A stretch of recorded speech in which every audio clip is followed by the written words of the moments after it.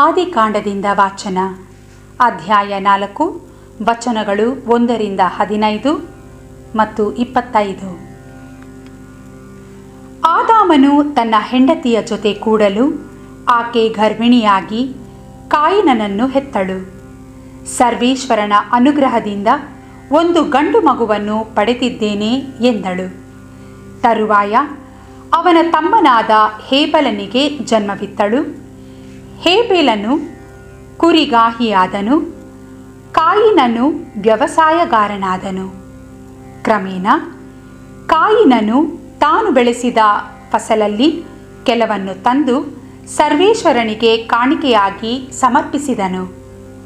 ಅಂತೆಯೇ ಹೇಬೆಲನು ತನ್ನ ಹಿಂಡಿನಿಂದ ಚೊಚ್ಚಲ ಕುರಿಗಳನ್ನು ಕಾಣಿಕೆಯಾಗಿ ತಂದು ಅವುಗಳ ಕೊಬ್ಬನ್ನು ಸಮರ್ಪಿಸಿದನು. ಸರ್ವೇಶ್ವರ ಹೇಬೆಲನನ್ನು ಅವನ ಕಾಣಿಕೆಗಳನ್ನು ಮೆಚ್ಚಿಕೊಂಡರು. ಆದರೆ ಕಾಯಿನನನ್ನು ಅವನ ಕಾಣಿಕೆಯನ್ನು ಮೆಚ್ಚಲಿಲ್ಲ. ಇದರಿಂದ ಕಾಯಿನನು ಕಡುಕೋಪಗೊಂಡನು, ಅವನ ಮುಖ ಸಿಂಡರಿಸಿತು.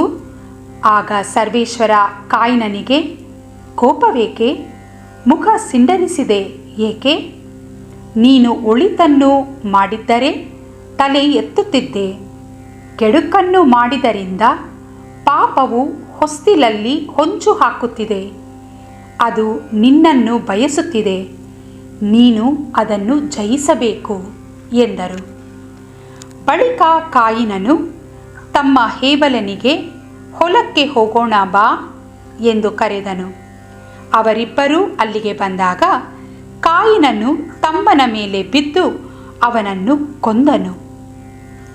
ನಿನ್ನ ತಮ್ಮನೆಲ್ಲಿ ಎಂದು ಸರ್ವೇಶ್ವರ ಕೇಳಿದಾಗ, ನಾನರಿಯೆ, ನನ್ನ ತಮ್ಮನಿಗೆ ನಾನೇನು ಕಾವಲುಗಾರನೋ ಎಂದು ಕಾಯಿನನು ಉತ್ತರ ಕೊಟ್ಟನು. ಆಗ ಸರ್ವೇಶ್ವರ, ನೀನು ಎಂಥ ಕೃತ್ಯ ಎಸಗಿದೆ? ಪ್ರತೀಕಾರಕ್ಕಾಗಿ ನೆಲದಲ್ಲಿ ನಿನ್ನ ತಮ್ಮನ ರಕ್ತ ಕೂಗಿ ನನಗೆ ಮೊರೆಯಿಡುತ್ತಿದೆ. ಕೇಳು, ನಿನ್ನ ಕೈ ಸುರಿಸಿದ ನಿನ್ನ ತಮ್ಮನ ರಕ್ತವನ್ನು ಕುಡಿದ ಈ ನೆಲದಿಂದಾಗಿ ನೀನು ಶಾಪಗ್ರಸ್ತನು, ತಿರಸ್ಕೃತನು. ಇದನ್ನು ನೀನು ವ್ಯವಸಾಯ ಮಾಡಿದರೂ ಇನ್ನು ಮುಂದೆ ಇದು ಫಲ ಕೊಡುವುದಿಲ್ಲ. ನೆಲೆಯಿಲ್ಲದೆ ನೀನು ಲೋಕದಲ್ಲಿ ಅಲೆಮಾರಿಯಾಗಿರಬೇಕು ಎಂದರು.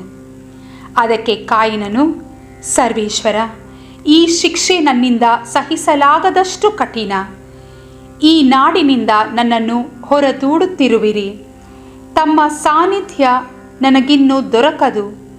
ನೆಲೆಯಿಲ್ಲದೆ ನಾನು ಲೋಕದಲ್ಲಿ ಅಲೆಮಾರಿಯಾಗಿರಬೇಕು. ಕಂಡವರೆಲ್ಲರೂ ನನ್ನನ್ನು ಕೊಲ್ಲುವರು ಎಂದು ಹೇಳಿದನು. ಅದಕ್ಕೆ ಸರ್ವೇಶ್ವರ, ಇಲ್ಲ, ಕಾಯಿನನ ಪ್ರಾಣವನ್ನು ತೆಗೆದವನಿಗೆ 7 ಮಡಿ ದಂಡನೆ ಆಗುವುದು ಎಂದು ಹೇಳಿ ಅವನನ್ನು ಕಂಡವರು ಕೊಲ್ಲದಂತೆ ಅವನ ಮೇಲೆ ಒಂದು ಗುರುತನ್ನು ಇಟ್ಟರು. ಆದಾಮ್ ಮತ್ತು ಅವನ ಹೆಂಡತಿಗೆ ಮತ್ತೊಂದು ಗಂಡು ಮಗುವಾಯಿತು. ಆಕೆ ಕಾಯಿನನ್ನು ಕೊಂದು ಹಾಕಿದ ಹೇಬೆಲನಿಗೆ ಬದಲಾಗಿ ದೇವರು ತನಗೆ ಬೇರೆ ಸಂತಾನವನ್ನು ಅನುಗ್ರಹಿಸಿದ್ದಾರೆ ಎಂದುಕೊಂಡು ಅವನಿಗೆ ಸೇತ್ ಎಂದು ನಾಮಕರಣ ಮಾಡಿದಳು. ಪ್ರಭುವಿನ ವಾಕ್ಯ.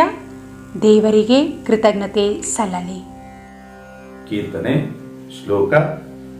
ದೇವರಿಗೆ ಧನ್ಯವಾದವೇ ನಿನ್ನ ಬಲಿಯರ್ಪಣೆಯಾಗಿರಲಿ. ದೇವಾದಿ ದೇವನಾದ ಪ್ರಭುವಿನ ನುಡಿ ಇಡೀ ಜಗಕ್ಕೆ, ಆತನ ಸನ್ನಿಧಿಗೆ ಕರೆ ಪೂರ್ವದಿಂದ ಪಶ್ಚಿಮದವರೆಗೆ. ನಿನ್ನ ಬಲಿಯರ್ಪಣೆಯನ್ನು ನಾ ತಪ್ಪೆಣಿಸುತ್ತಿಲ್ಲ, ನನ್ನ ಮುಂದಿವೆ ಸತತ ನಿನ್ನ ದಹನ ಬಲಿಗಳೆಲ್ಲ. ಶ್ಲೋಕ. ದೇವರಿಗೆ ಧನ್ಯವಾದವೇ ನಿನ್ನ ಬಲಿಯರ್ಪಣೆಯಾಗಿರಲಿ. ನನ್ನ ವಿಧಿಗಳ ಪಠಿಸುವ ಹಕ್ಕು ನಿಮಗೆಂತು, ನನ್ನ ನಿಬಂಧನೆಗಳು ನೀವು ಜಪಿಸುವುದೆಂತು. ನನ್ನ ಮಾತುಗಳನ್ನು ನೀವು ತಾತ್ಸಾರ ಮಾಡುತ್ತೀರಿ, ನನ್ನ ತಿದ್ದುಪಾಟುಗಳನ್ನು ನೀವು ಧಿಕ್ಕರಿಸುತ್ತೀರಿ. ಶ್ಲೋಕ.